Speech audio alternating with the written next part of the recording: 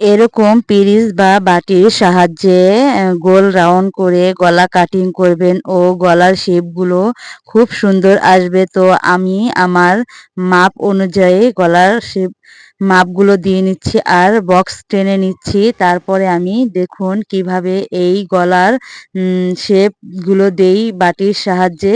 এটা একটা পান গলা, সেই পান গলার শেপটাই আমি দিয়ে নিলাম। তো এখন আমি ১ থেকে ১.৫ ইঞ্চি অনুযায়ী মার্কিং করে নিব যে বাড়তি বক্রমটার জন্য। দেখুন কিভাবে আমি কাটিংটা করি। তো ভালো লাগলে পেজটাকে ফলো করে সাথেই থাকবেন।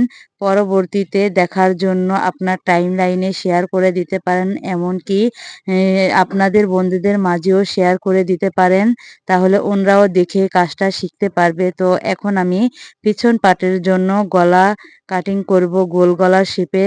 সেজন্য আমি বক্সটাকে টেনে তারপরে আমি দেখাচ্ছি এই বাটির সাহায্যে কিভাবে গোল রাউন্ড শেপ করে নিবেন। তো দেখতে থাকুন।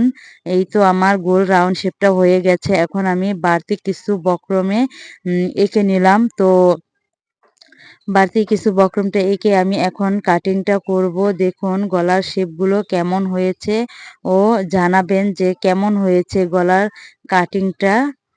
কাটিং ভিডিওটা। তো ভালো লাগলে ফলো করে লাইক, কমেন্ট, শেয়ার করে উৎসাহিত করুন। ধন্যবাদ সবাইকে। ভালো থাকবেন।